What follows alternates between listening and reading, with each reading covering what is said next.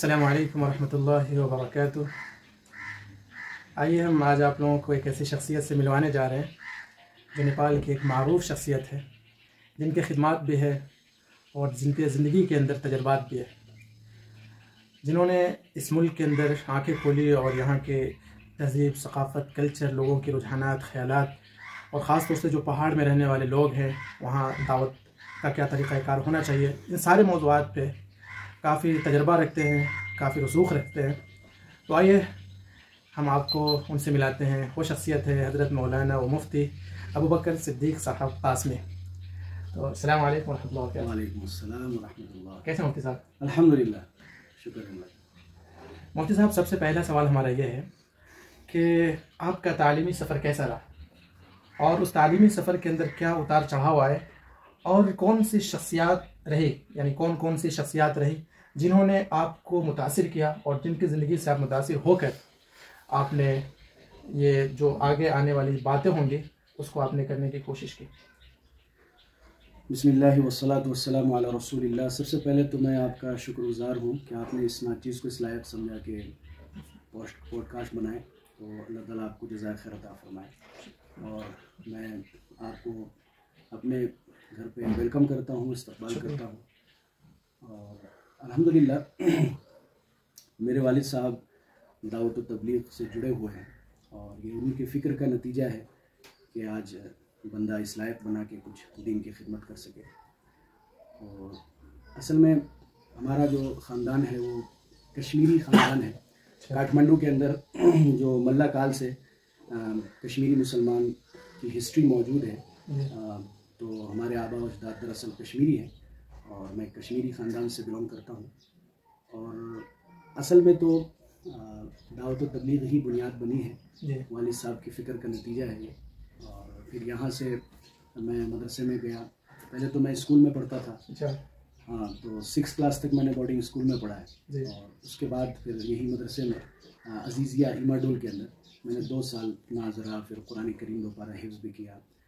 और फिर यहाँ से मुफ्ती निज़ामुद्दीन साहब जो हमारे सरपरस्त थे और काफ़ी उन्होंने रहबरी भी की है। मुफ्ती निज़ामुद्दीन साहब टाड़ी वाले, तो वो हमारे उस्ताद हैं, हमारे सरपरस्त हैं, रहनुमा हैं।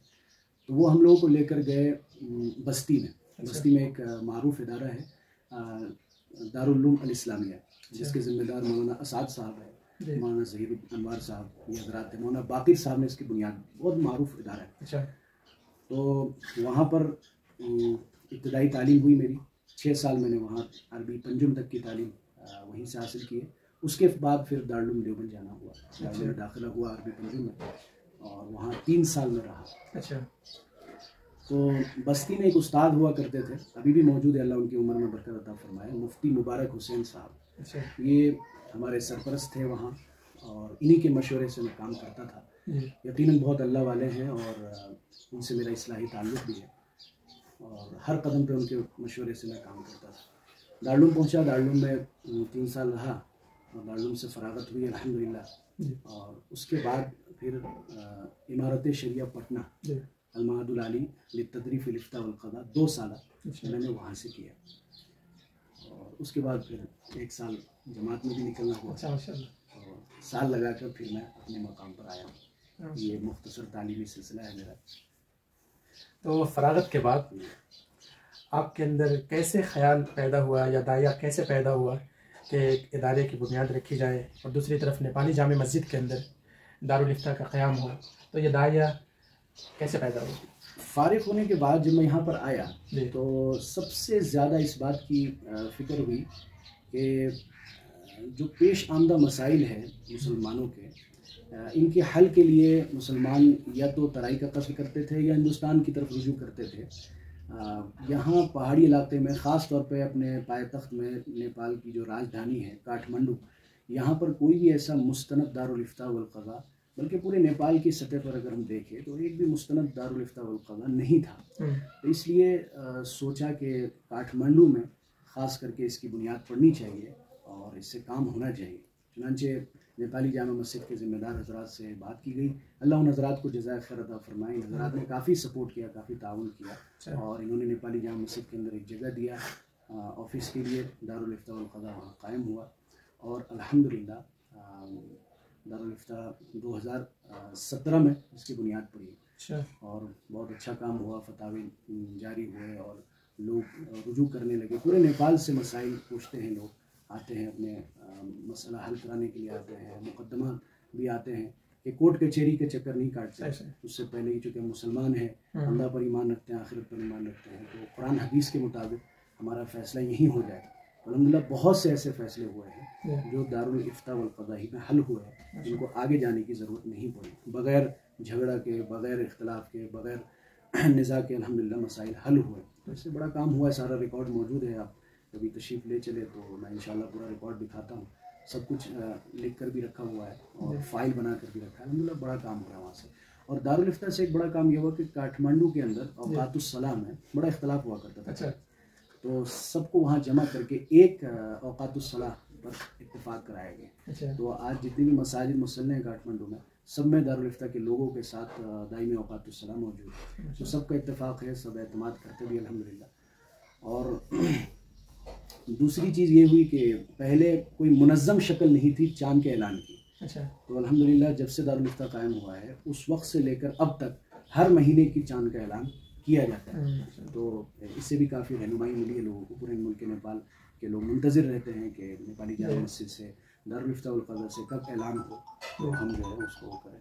तो अल्हम्दुलिल्लाह ये भी एक बड़ा काम हुआ है दारुल उलूम अकेडमी के बारे में। और अल्हम्दुलिल्लाह उसके एक साल के बाद यानी 2017 में दारुल इफ्ता की बुनियाद पड़ी और 2018 में अपने दारुल उलूम की बुनियाद पड़ी है रानीबंद के अंदर, क्योंकि ये मुस्लिम कॉलोनी है। यहाँ पे तकरीबन 17 मकानात हैं मुसलमानों के, काफ़ी फैमिली है, सब मिल के रहते हैं यहाँ पे। तो यहाँ पर हमारे नाना ने बुनियाद डाली है मस्जिद की। अच्छा। तो ये मस्जिद की तामीर भी उन्होंने कराई है। तो सोचा कि यहाँ पर एक आगाज़ किया जाए। असल में इस बात की फ़िक्र हुई कि अपने यहाँ हिफ्ज़ नाज़रे के इदारे तो बहुत हैं, लेकिन हिफ्ज़ और नाज़रा और हिफ्ज़ के बाद तलबा आगे की तालीम के लिए कहाँ जाए, इसकी बड़ी परेशानी होती थी। तराई की तरफ जाते थे और हिंदुस्तान की तरफ। तो सोचा कि कम से कम अपने काठमांडू शहर में, पहाड़ी इलाके में एक मुस्तनद इदारा हो जिसमें ख़ास करके अरबी की तालीम हो, आलिमियत का कोर्स हो। इस बात की फ़िक्र हुई। तो इसके लिए 2018 में अल्हम्दुलिल्लाह यहाँ के ज़िम्मेदारों के ताउन से और हमारे अहबाब के ताउन से इस इदारे की बुनियाद 2018 में पड़ी। अल्हम्दुलिल्लाह। तो बुनियाद में तो अरबी एदादिया से शुरू किया था। 17 बच्चे थे और 2 उस्ताद थे। अच्छा। तो अल्हम्दुलिल्लाह फिर ये सिलसिला चलता रहा। हर साल तलबा का भी इजाफ़ा हुआ और असातिज़ा का भी इजाफ़ा हुआ। अब अल्हम्दुलिल्लाह ये 7वां साल है इदारे का। इस वक्त अल्हम्दुलिल्लाह इदारे में करीब 115 बच्चे और 13 मुलाज़िमीन, 13 असातिज़ा। किस क्लास तक पढ़ाई? यहाँ पर अरबी चारुम और पंजुम तक की तालीम है, क्योंकि चारुम और पंजुम दोनों हम लोगों ने एक साथ किया है इस साल। तो अरबी पंजुम तक की अल्हम्दुलिल्लाह यहाँ पर तालीम। माशाअल्लाह। और तीसरा सवाल ये है मोती साहब कि हर साल हिंदुस्तान के इदारों से, जो बड़े इदारे हैं, दारुल उलूम देवबंद है, मज़ाहिर है, नदवा है, उधर जामिया इस्लामिया है, फिर इफ़लाह है, बहुत सारे इदारे हैं जो हिंदुस्तान के अंदर है, और नेपाल के तलबा वहाँ जाते हैं, वहाँ से पढ़ के आते हैं। तो वहाँ से फ़रागत के बाद वो ये सोचते रहते हैं कि हमें किस तरह यहाँ काम करना है, मुल्क नेपाल के अंदर दावत व तबलीग का काम करना है या इल्मी काम करना है, सहाफ़त से जुड़ना है, यानी किसी भी मुनज़्ज़म तरीक़ाकार से अगर जुड़ना है तो उनको आप क्या सलाह देना चाहेंगे? वो फ़रागत के बाद वहाँ नेपाल के अंदर वो किस तरह काम कर सकते हैं, अपनी खिदमत कैसे अंजाम दे सकते हैं? इस सिलसिले में मैं ये कहना चाहता हूँ कि जो हमारे फ़ारिग़ीन उलमा है, पहले तो जो हमारे पुराने उलमा है, जो हमारे किबार उलमा, अकाबिरीन उलमा जो पहले फ़ारिग़ हो चुके हैं, जो ज़िम्मेदार किस्म के हैं, जो फील्ड बनाए हुए हैं, तो किसी न किसी इदारे की सरपरस्ती उनको हासिल है, तो ये हज़रात जदीद फ़ुज़ला को भी मौका दें। इनको मौका दें, इनको आगे बढ़ाएं, और जो इनके अंदर एक फ़िक्र है, जो एक तड़प है, नई सोच लेकर आए हैं, उस सोच का ताउन करना चाहिए, उनको आगे बढ़ाना चाहिए। आजकल हो ये रहा है कि जदीद फ़ुज़ला का टांग खींचा जाता है, उनको रोका जाता है, ये आगे ना बढ़ पाए, कहीं हमसे आगे ना बढ़ जाए। इस तरह की सोच ने आज जदीद फुज़ला की सलाहियतों को बिल्कुल कमज़ोर कर दिया, आगे बढ़ने नहीं दिया। तो जितने भी पुराने हजरात हैं, ज़िम्मेदार हजरात हैं, अल्लाह इनकी उम्र में बरकत अता फरमाए, जज़ाए खैर अता फरमाए। यकीनन हजरात की कुर्बानियाँ हैं और मेहनतें हैं, लेकिन जो नए सलाहियत वाले आ रहे हैं उनकी सलाहियतों का भी इस्तेमाल हो, उनको भी आगे बढ़ाया जाए। दूसरी चीज़, मैं जितने भी नए फुज़ला हैं उनको ये मशवरा देना चाहता हूँ कि आप हजरात अपना फील्ड खुद बनाएं। आप ये सोचें कि हमें कोई आगे बढ़ाएगा, आप ये सोचें कि हमें कोई आगे बढ़ाएगा, हमें कोई सपोर्ट करेगा, फिर हम आगे बढ़ेंगे, काम करेंगे।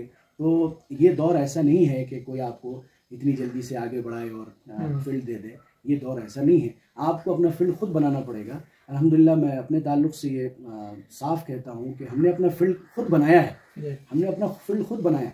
आगे मैं खुद बड़ा हूँ और अल्लाह जज़ाए खैर अता फरमाए इन हज़रात को कि अल्हम्दुलिल्लाह फिर लोगों ने तस्लीम भी किया, आगे बढ़ाया भी और अल्लाह ने फिर काम भी लिया। तो ये मैं कहना चाहता हूँ। मुफ्ती साहब, दूसरा सवाल ये है और कि हमारे जो फुज़ला वहाँ से पढ़ कर आ रहे हैं उसमें बहुत सारे ऐसे होते हैं जो बहुत काबिल होते हैं, जिनके लिए जिनकी सलाहियत बहुत आला होती है, लेकिन वो जब इन इदारों के अंदर कदम रखते हैं तो उनकी सैलरी अच्छी नहीं होती है, मस्जिद के अंदर जाते हैं तो उनकी तनख्वाहें अच्छी नहीं होती है, फिर उनको जो इज़्ज़त मिलनी चाहिए वो इज़्ज़त वो एहतराम नहीं मिल पाता है, जिसकी वजह से वो सारे तलबा, वो सारे फुज़ला जिनको नेपाल के अंदर रह कर यहाँ खिदमत अंजाम देना चाहिए था और उनकी जो सलाहियतें थी, उनकी जो काबिलियत थी, उसको मुल्क के अंदर लगना चाहिए था, वो सिर्फ इन्हीं वजह से कि तनख्वाह सही नहीं है, सैलरी अच्छी ना होने की वजह से, उनको एहतराम ना मिलने की वजह से वो दूसरे मुल्कों में जा रहे हैं, मिडिल ईस्ट में जा रहे हैं, कतर है, सऊदी है, दुबई है, और वहाँ जाकर या तो छोटा मोटा काम करते हैं, बाज़ लोग लेबर का भी काम करते हैं। तो आप इन इदारे के ज़िम्मेदारों को क्या सुझाव देना चाहेंगे, उनको क्या कहना चाहेंगे? मैं तो गाहे बगाहे वक्तन फ़वक्तन इस बात की तरगीब ज़िम्मेदारों को देता भी रहता हूँ कि उलमा की कदर करें, ये अहले इल्म। वैसे भी अपने यहाँ नेपाल में जो कुफरिस्तान है इसमें मुसलमानों की तादाद कम है और इनमें फिर मदारिस में पढ़ने वालों की तादाद भी कम है। तो बस गिने चुने चंद हज़रात पढ़ कर आते हैं, तो इनकी भी हम नाकदरी करते हैं और इनकी सैलरी अच्छा नहीं रखते हैं, इनको हम सपोर्ट नहीं करते हैं। तो नतीजा ये होता है कि फिर ये हज़रात चले जाते हैं, तो फिर उसके बाद हम अफसोस करते हैं, सलाहियतमंद तलाश करते हैं, तो हमें कैसे मिलेगा।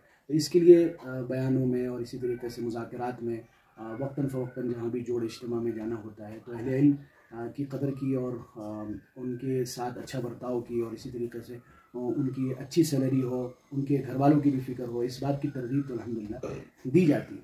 और दूसरे कि इन फुज़ला से और अहले इल्म से मैं ये भी कहना चाहता हूँ उलमा से कि आप हज़रात ज़रा सब्र से काम लें। कुछ लोग बेसब्री में जल्दबाजी और उजलत के शिकार हो जाते हैं, चले जाते हैं बाहर और जो उनकी सलाहियत है फिर उनकी सलाहियतें ज़ाय हो जाती है, कामों में लग जाते हैं, नौकरियों में, जॉब में लग जाते हैं। तो जो आप 8 साल 10 साल पढ़ कर आए हैं, तो आपकी इल्मी सलाहियत जो आपकी बरकरार रहनी चाहिए, दरस व तदरीस का सिलसिला आपका जारी रहना चाहिए, खिताबत व इमामत का सिलसिला जो आपका बरकरार रहना चाहिए, इस सिलसिला मुनक़ते होने की वजह से फिर उनकी सलाहियतें ख़त्म हो जाती है। तो मैं ये कहता हूँ कि अपनी जगह पर रहें, सब्र के साथ काम लें, इंशाअल्लाह रास्ता अल्लाह ताला आहिस्ता आहिस्ता आहिस्ता आहिस्ता हमवार करेंगे। कोई भी चीज़ हम ये चाहें कि जल्दी मिल जाएगी, हो नहीं सकता, सब्र के बाद ही फिर वो मिलता है। तो थोड़ा सा सब्र करने की ज़रूरत है। भले हम छोटी मस्जिद में इमामत कर रहे हो, छोटी जगह में दरस व तदरीस की खिदमत अंजाम दे रहे हो, हम थोड़ा सब्र करके वो एक ही जगह टिक कर हम काम करेंगे तो आगे इंशाअल्लाह रास्ता अल्लाह ताला खुद हमवार करते हैं। तो ये मैं उनको और ज़िम्मेदारों को मैंने यही कहा कि भाई वो अहले इल्म की कदर करे, उनको कहे कि सैलरी बढ़ाए, जी तनख्वाहों में ये मैंने कहा अभी आपसे जिक्र किया। और कह दीजिए ज़िम्मेदारों को मैं कहूँगा कि भाई अहले इल्म की कदर करें, उनके तनख्वाहों में इजाफ़ा करें। आप ये सोचें कि जब आपका घर जो है 20,000 25,000 में नहीं चल सकता तो हमारे इमाम और हमारे मुदर्रिसीन के घर कैसे चल सकते हैं। तो अपने ऊपर ज़रा इनको फिट करें, फिर उसके बाद फिर सोचें। तो अगर ये फ़िक्र आप ले लेंगे तो इंशाअल्लाह ये अहले इल्म हज़रात यहीं रहेंगे, आपके साथ रहेंगे, आपके साथ खिदमत करेंगे और आप उनसे मुस्तफ़ीद रहेंगे। बाकी अगर ये चले गए तो यकीन जाने कि बहुत बड़ी का सरमाया जो है वो आपसे छीन लिया जाएगा, बहुत बड़ी नेमत गोया कि आपसे चली जाएगी। मुफ्ती साहब, दूसरा सवाल ये है कि मुल्क के अंदर कादियानियत ने अपनी जड़ पकड़ने की कोशिश की, उन्होंने भी तबलीग की और बहुत सारे मुसलमानों को मुर्तद करने की कोशिश की। तो मैंने सुना है कि इन मामलात में और इस मैदान में आप लोगों ने काफ़ी खिदमत दिए हैं, तो उसकी थोड़ी सी मुख्तसर सी तफसील हम जानना चाहते हैं। अल्हम्दुलिल्लाह तकरीबन 4 साल पहले उलमाए किराम को जोड़ने की और उलमाए किराम को मुज्तमा करने की पूरी कोशिश की गई थी और इसमें हम लोग कामयाब भी हुए थे। जितने भी मकतब फ़िक्र के अहले इल्म हज़रात हैं इनको जमा करके बाज़ाब्ता मशवरा होता था और एक एक महीने में अलग अलग मकतब फ़िक्र की मसाजिद में हम लोग जमा होते थे, मीटिंग करते थे और काम तकसीम होता था। अच्छा। तो मैदानी काम और इसी तरह तहरीरी काम, तकरीरी काम, तो अल्हम्दुलिल्लाह इससे काफ़ी फ़ायदा हुआ और कादियानी जो सर उठाए हुए थे वो भी मगलूब हुए और बाज़ाब्ता मुस्लिम आयोग में वक्तन फ़वक्तन जाते थे और इसी तरीके से एक मुहिम हम लोगों ने ये चलाया कि पूरे नेपाल से हर मदरसे और मस्जिद से बाज़ाब्ता ज्ञापन पत्र जमा करें, मुस्लिम आयोग को पेश करें। तो नेपाल के अक्सरियत लोगों ने इसमें ताउन किया और हर जगह से वो लेटर पैड पे ज्ञापन पत्र आया और मुस्लिम आयोग को काफ़ी इसमें तक़वियत मिली। फिर उन्होंने गृह मंत्रालय से दरख्वास्त की तो गृह मंत्रालय ने बाज़ाब्ता ये ख़त जारी किया, ये लेटर जारी किया कि कादियानियों की नकलो हरकत पर कड़ी नज़र रखी जाए। अच्छा। तो उसके बाद से ये मगलूब तो हुए, खुलकर कोई भी प्रोग्राम या कोई भी अमल यहाँ पर नहीं कर पाते हैं। खासकर काठमांडू में तो बिल्कुल दबे रहते हैं। तराई के इलाके में ये अपना सालाना प्रोग्राम वगैरह कराते हैं लेकिन फिर भी वो डर डर के कराते हैं। और एक चीज़ ये मैं कहूँगा कि मुस्लिम सियासतदानों को इस पर फ़िक्र करनी चाहिए। माशाल्लाह अब तो भाई हमारे सांसद में भी काफ़ी मुसलमान लीडरान हैं।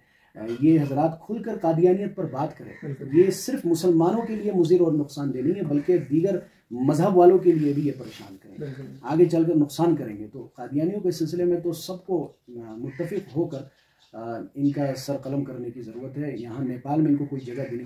यहाँ काठमांडू के अंदर तकरीबन पाकिस्तानी मुहाजिरीन जो ये कहते हैं अपने आप को हिजरत, ये सब भगाए गए पाकिस्तान से क्योंकि वहाँ के आइन में है कि कादियानी गैर मुस्लिम है और कादियानी मुसलमान नहीं है। ये हर एक को वहाँ तस्लीम करना है, वही शहरी पाकिस्तानी हो सकता है। तो वहाँ से ये भागे हुए, तो ये हजरात यहाँ पर मंडी कटार में अभी भी ठहरे। मैं तो खुल के कहता हूँ ये बात, अभी भी ठहरे हुए हैं और बाज़ाब्ता इन्होंने दफ्तर बनाया हुआ है और अब तो पता ये चल रहा है कि ज़मीन ली है और आलीशान महल बना लिया है। जाहिर है कि ये मकामी सपोर्ट के बिना तो नहीं हो सकता। इसमें सियासतदानों का काफ़ी ताउन है और इस सिलसिले में जो हमारे मुस्लिम लीडरान हैं उनको चाहिए कि ज़रा खुलकर बात करें, गृह मंत्रालय में बात करें और इसी तरीके से सांसद में बात करें और कादियानियों को यहाँ से भगाने की कोशिश करें, यहाँ से भगाने की फ़िक्र करें। मुफ्ती साहब, चूँकि आपका वक्त बहुत कीमती है और तो आखिरी सवाल ये है कि दारुल उलूम अकेडमी माशाल्लाह पूरे जोश व खरोश के साथ आगे बढ़ रहा है, तरक्की कर रहा है, तो इस इदारे को कहाँ तक पहुँचाने की आपकी कोशिश है? आप इस इदारे के मुस्तकबिल को कैसे देखते हैं? देखिए अल्हम्दुलिल्लाह मुतकल्लिम इस्लाम हज़रत मौलाना इलियास घुम्मन साहब, अल्लाह ताला उनकी उम्र में बरकत अता फरमाए, 2 मरतबा नेपाल में तशरीफ़ लाए तो मुझे मेज़बानी का शर्फ हासिल हुआ है। तो हज़रत से मैं राय मशवरा लेता रहता हूँ और हज़रत बड़ी फ़िक्र भी करते हैं इस इदारे के ताल्लुक़ से। तो हमारी सोच और फ़िक्र यही है कि एक इदारा जिसमें दौरे हदीस की तालीम हो, कम से कम हमारे नेपाल में काठमांडू जैसे शहर में होना चाहिए। तो मौसम के अतबार से भी बहुत अच्छा है ये काठमांडू और बच्चे आते हैं तो परेशान नहीं होते हैं। तराई में आप देखेंगे बच्चे परेशान हो जाते हैं गर्मी से और फिर लाइट का मसला अलग होता है। काठमांडू में लाइट का इतना प्रॉब्लम भी नहीं है, प्लस आपको मौसम भी बहुत अच्छा रहता है, तो बच्चे सुकून से यहाँ इल्म दीन हासिल कर सकते हैं। तो हमारा एम टारगेट ये है कि दौरे हदीस तक की तालीम हो, हमारे बच्चे यहीं से फारिग हो। इसके लिए अल्हम्दुलिल्लाह ज़मीन भी ली जा चुकी है यहाँ से स्वयंभू चौक से करीब 15 किलोमीटर के फासले पर। इंशाल्लाह बहुत जल्द जो है उसकी बुनियाद भी पड़ने वाली है, इसके लिए दुआ भी फरमा दें। इस मौके पर मैं तमाम असहाब खैर हज़रात का शुक्रिया भी अदा करता हूँ कि सिर्फ 3 महीने के कलील अरसे में अल्हम्दुलिल्लाह यहाँ के ताउन से, काठमांडू वालों के ही ताउन से ज़मीन जो है अल्हम्दुलिल्लाह मदरसे के लिए ली जा चुकी है। अब उसकी बुनियाद पड़ने वाली है, बस कागज़ी कुछ कार्रवाई बाकी है। आप भी दुआ फरमाएँ।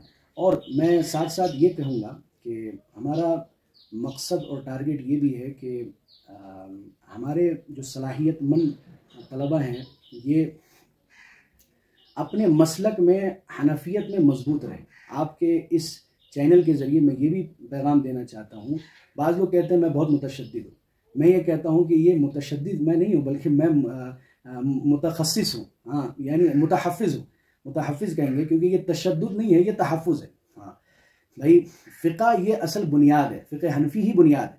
देखा जाए सबसे बुनियाद जो है हमारे इमाम आज़म, सबसे बड़े इमाम आज़म अबू हनीफा रहमतुल्लाह अलैह, फ़िक़्ह को मुदव्वन करने वाले, बुनियाद डालने वाले ही वो। तो आपने कुरान हदीस से सैकड़ों मसाइल उम्मत की आसानी के लिए निकाल दिया है।